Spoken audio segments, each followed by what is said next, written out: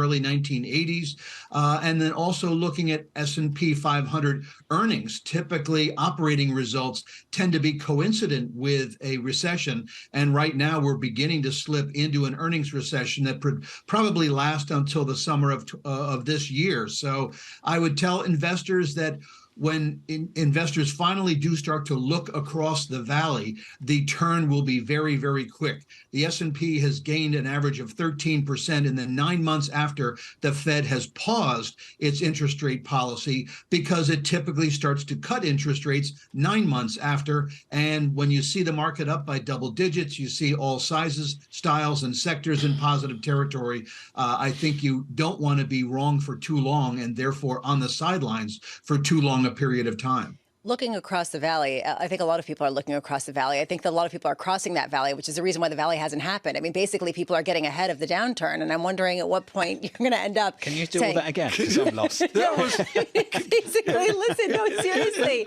In the control room, will you bronze this, please?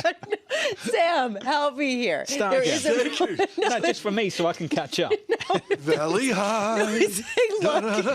Look, it's saying, if you look, Sam, you were following what I was saying, that basically people are not on the sidelines because exactly what you're saying. They don't want to miss out on a rally that really stems from the beginning stages of a recovery. How do you know when you're getting there? Well, that's a very good analogy, despite your cohorts laughing at you. Because basically we don't know how long the valley is and whether it's a mirage that we're actually staring at this point. So I think that's the concern, and that's why the volatility has been picking up.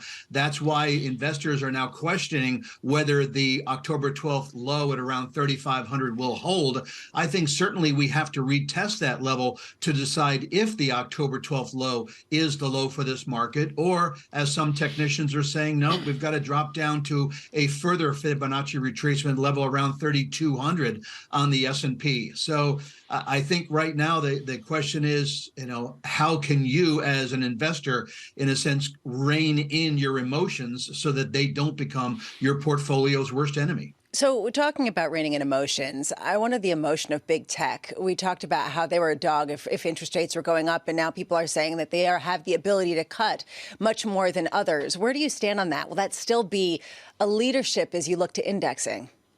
Well, interesting, but technology is the only sector that's in positive territory month to date. So giving up, if you will, the positive performance for the market in January, positive signal for the January barometer. February historically is a retracement month, the second worst month of the year, second only to September.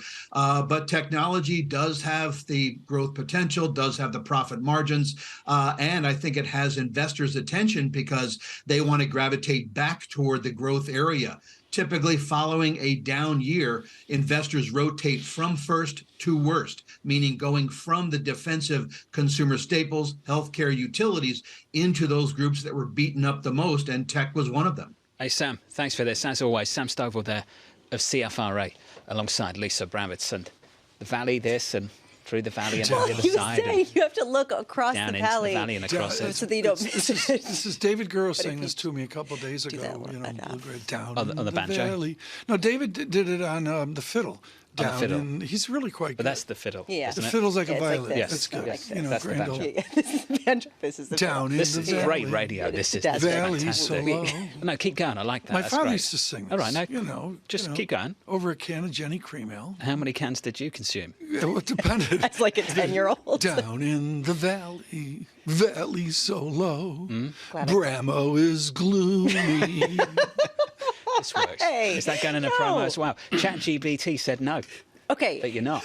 Just so that you know, our fantastic listeners also had a message for you. Somebody was questioning whether you're actually Italian, because there is evidently an entire industry, Pizza al Taglio, which is where you can buy it in. Are you saying ChatGPT questioned that? No. An actual live viewer wanted to write in and just say that. So just wanted to, I've been with John. Wait. I've been with John at Chelsea Market. And he walks in there with all the tourists, and they shake at the Italian places when he walks in. I mean, they just like stop, and you see people whisper into the manager, about the pizza I'm here quality. to collect. That's the part-time job. I'm just here to That's collect. good. That's great. That's it. Well, good. Yeah. All right. Okay. Thanks for that. That's great. Futures. That's not what I do. Futures on the S&P. They're pretty good. Just in case you thought maybe that's what I did. I'm not. Upper half of 1% on the S&P 500. Matt Lazzetti of Deutsche Bank is going to come up very shortly. Matt Lazzetti in the last couple of years has just been